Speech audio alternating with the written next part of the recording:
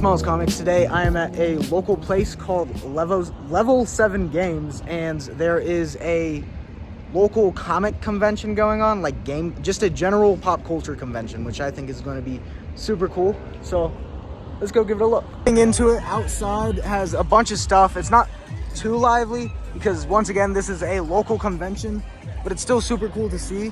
And I think there is more stuff inside. Also really cool Sub-Zero cosplay, not even Scorpion cosplay. Oh my god, I am losing my marbles. Awesome gifts, amazing cosplays. I mean, this is a pretty cool place.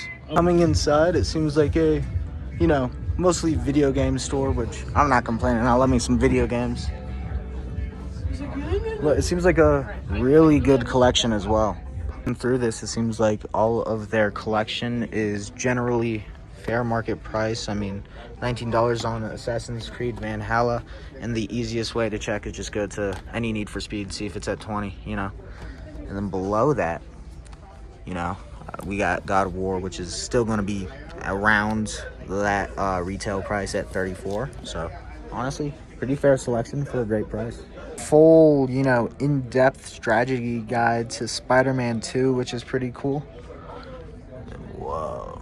At these, and my parents do have a lot of games that they have for the N64, but I don't have a lot of those classics like 007 or Ocarina of Time, so this might be a great time to pick those up. I mean, even Pokemon Stadium, I've heard legendary tales about that, yet I've never experienced it because I was mostly a Mario kid. And you're able to occupy your time with some free SNES games. That's pretty sick.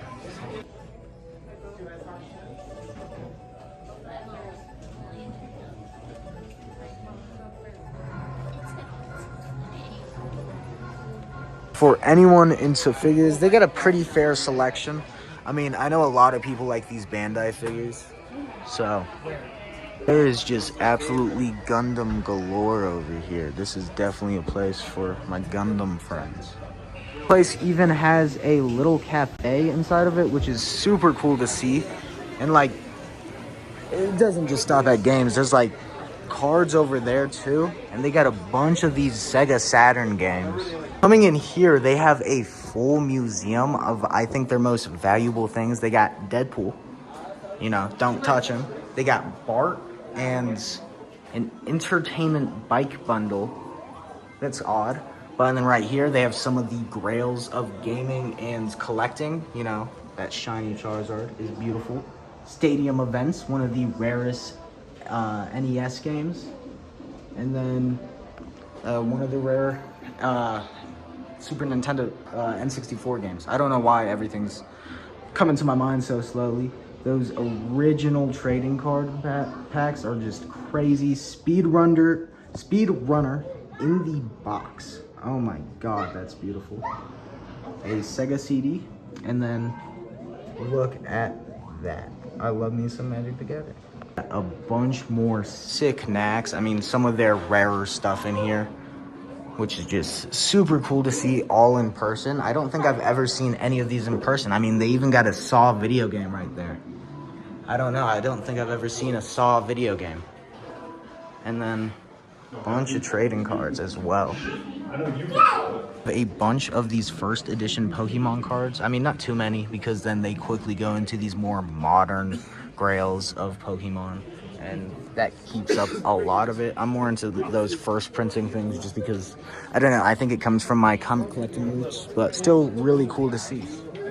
They have a pretty small collection of manga and some, I think, no, this is all manga, so not any trade paper. Oh no, they do have a very small section of trade paperbacks that are related to those main big publishers, but the rest are mostly just Viz Media.